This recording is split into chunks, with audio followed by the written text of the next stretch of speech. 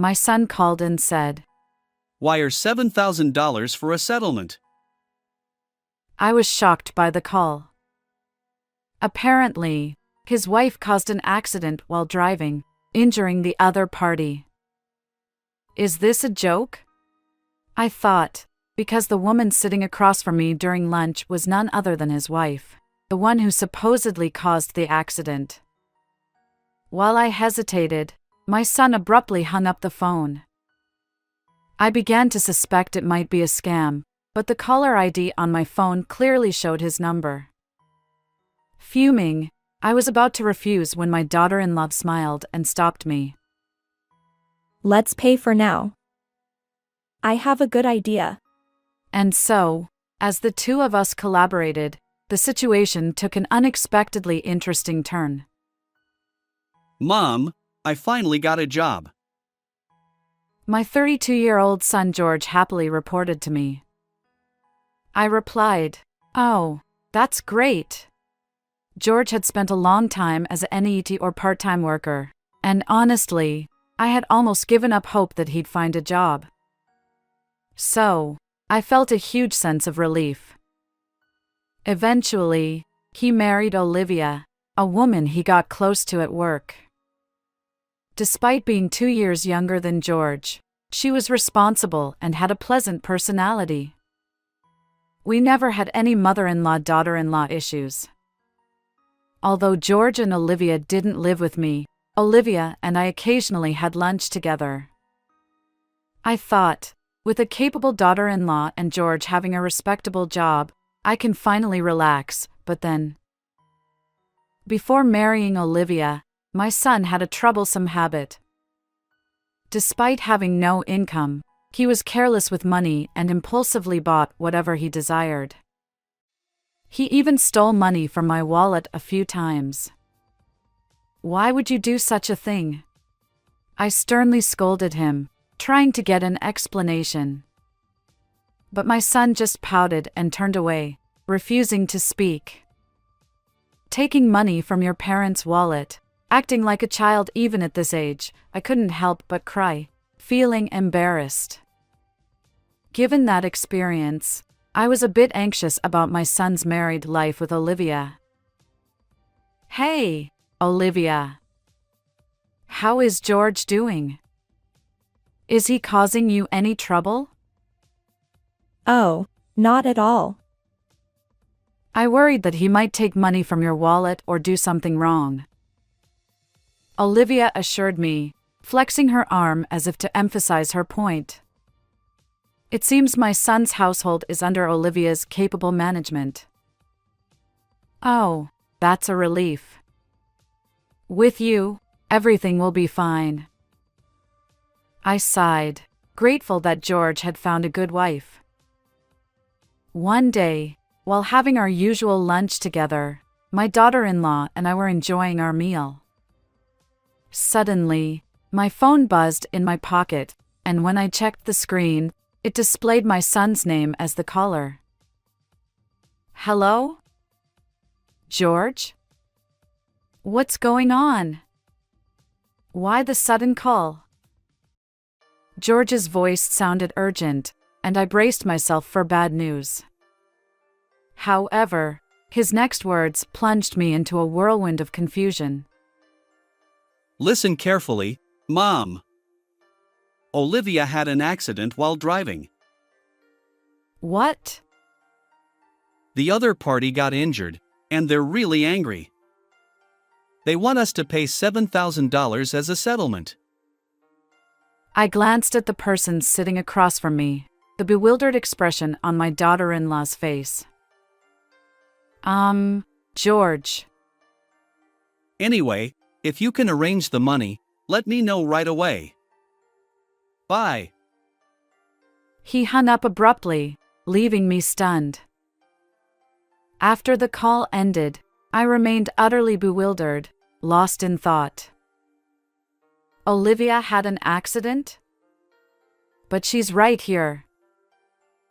I wondered if my son had misunderstood something, yet there was an odd tension in the air. Mom, are you okay?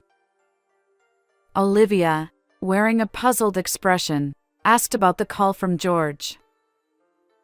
I don't fully understand, but it's serious. George claimed that you had an accident. What? I was completely overwhelmed by the situation and desperate to come up with money. Olivia calmed me down and listened to my story, but Olivia's confusion mirrored mine. What exactly is going on? I haven't been in an accident, and I'm not sure what George is talking about. She then rested her chin on her hand, deep in thought. Perhaps we should suspect a scam? Olivia suggested. But that voice was undoubtedly George's. Unless he suddenly caught a cold and sounded different. But he seemed fine this morning. If it's not him, then who? The phone number displayed on my mobile matched George's. Olivia and I exchanged puzzled glances, both lost in contemplation. After all, if you haven't been in an accident, then that $7,000 settlement demand must be a lie. What could such a large sum be needed for? I don't fully understand George's spending habits either. Olivia sighed. Well, when you see his room, maybe he'd waste it on something trivial. Olivia explained. What do you mean? Olivia then shared details about George's recent behavior, and my anger flared up. George did that? Unbelievable. I won't stand for it. I grabbed my phone, intending to call George and give him a piece of my mind. But Olivia gently stopped me with a smile. No need. Let's pay first. Why? I've got a plan. Olivia said, her eyes twinkling. Hearing her revenge scheme for George, I couldn't help but grin. That sounds intriguing. Let's teach him a lesson. Exactly. It's time to put him in his place, Olivia declared. And so, Olivia and I joined forces, ready to leave George speechless. 3 hours later, I pretended to be deceived and called my son back. I've got the $7,000 ready. Let's meet in person for the exchange. Wait a minute. I said to wire the money. No, it won't work that way. Nowadays, banks scrutinize large wire transfers. It's more reliable to hand it over directly. Okay. Where should we meet? I specified the meeting location and prepared a paper bag with the $7,000. Sorry for the wait. My son appeared awkwardly, accompanied by an unfamiliar man. Who's this? I'm James. I'm the one his wife hit with her car. The man claiming to be the accident victim, James, had a rugged face with visible scars. However, those scars appeared old and not recent. Moreover, it was evident that he wasn't an ordinary person. George grinned, relieved. Good. You brought the money. George then demanded. Hand over that $7,000 to me. Before that, I have a question. I glanced between the alleged victim and George. Our apologies for any inconvenience caused by Olivia. Could you provide details about the accident? Come on. Does it really matter? It does. We might be eligible for insurance compensation, and we need to understand what happened. James narrowed his eyes at me, looking annoyed. Look, I was suddenly involved in the accident, so I don't remember the details. Yeah, I wasn't with Olivia, so I'm not sure. Isn't that strange? How could both of you know that she caused the accident in that state? I placed my hand on my hip and tilted my head, feigning curiosity. Wait, could it be that surveillance cameras or dash cams captured the incident? If so, could you show me the footage? Listen, lady. You've been nagging incessantly. Are you suggesting I'm lying? The self-proclaimed victim's low voice carried a threatening tone. Although I felt fear, I couldn't back down now. I don't want to assume you're lying. I'm simply asking for evidence if you have any. Summoning my courage, I continued to lock eyes with James. In the midst of our standoff, my son interrupted our conversation. Mom, stop it. Enough. Just hand over that $7,000. His face clearly showed fear. Yeah, right. There's no evidence. After all, I didn't cause any accidents. Then, George was utterly shocked by the appearance of someone. Olivia? Why are you here? I didn't mention it, but when you called me, Olivia was having lunch with me. George stammered. That's absurd. I didn't hear anything. As my son retreated nervously, both Olivia and I closed in on him. Why lie and make your mom prepare $7,000? The jig is up. Surrender. We decided to present evidence to corner him. Actually, Olivia and I went to their house together to uncover George's misdeeds. While my son was away, we searched his room and found evidence of various wrongdoings. First, this is a loan agreement for debt. It stipulated that if he didn't repay the borrowed $7,000 within a month, he'd have to pay additional delay damages. However, the amount was substantial and not from a reputable financial institution. So, I turned my attention to the person next to George. She wasn't involved in any accident. So, who are you? James chuckled. Heh, guess I'm caught. As expected, the man claiming to be the accident victim was actually a debt collector who had lent money to my son. James explained. Your son asked for my help in securing the $7,000. Pretending to be the victim seemed like a good idea, but it's clearly not working. While James found it amusing, my son looked apologetic and shrank back nervously.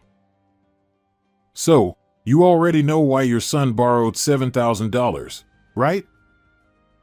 Yes. When I saw my son's room, I was speechless. I showed a photo of George's room taken with my smartphone. The room was filled with an overwhelming number of anime character dolls. I searched the price on my phone, and I was shocked. Figures can be so expensive. Among George's belongings, there were high-priced items exceeding $700. We also found receipts from when he purchased the figures, which served as evidence. As a parent, it's hard for me to say this, but my son is careless with money. His salary is entirely managed by his wife. Where would he find the money to buy such expensive things? If he stole from my wallet, I'd slap him immediately. We somehow understood the reason behind his debt, and my daughter-in-law and I were left dumbfounded by the trivial explanation. I knew about your hobby, but if it costs this much, I would have stopped you.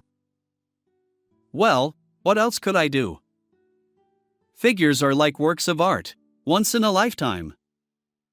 If you don't buy them at that moment, you might never get such rare items. Olivia glared at our son with a mix of surprise and anger. George, on the verge of tears, desperately tried to justify himself. I understand that feeling. So, you'll forgive me, right? With that $7,000, I can finally be free from debt. But George, borrowing money from questionable sources and making reckless purchases can lead your life astray. After delivering my message, I tossed a paper bag at George. He caught it, and as he checked the contents, his eyes widened in shock. What's this? Just newspaper cut into the shape of bills? I'm not that kind-hearted to prepare $7,000 when I know I'm being deceived. James chimed in, amused. Well, well, things have taken a turn. So, George, isn't this a different story? George, holding the newspaper-made bundle, looked pale and bewildered. Hearing James's smug voice, he trembled. Olivia was furious with my son too. Using my name to swindle money from my beloved mom. I can't believe it. I'm divorcing you. And I'm considering severing our family ties, I added. George stammered. Wait, both of you. Despite George's tearful pleas, Olivia and I shook off his grasp and left the scene. Behind me, I heard George sobbing while James burst into laughter. Afterward, I advised George to sell all the figures in his room and use that money to repay the debt. He seemed deeply troubled, but he accepted the advice and managed to raise the $7,000 to pay James back. I decided to sever ties with my son, but before doing so, I offered one last piece of advice. From now on, live an honest life. However, George's collector's instinct persisted, leading him to repeat the cycle of debt and find himself pursued by loan sharks. Olivia, once his wife, divorced him long ago, but we still enjoy lunches together. Reflecting on George's story, Olivia remarked, Changing one's way of life isn't so simple for humans. And we shared a laugh. While watching her smile, I silently wished for Olivia's happiness. How did you find this story? Don't forget to subscribe to our channel. Until next time.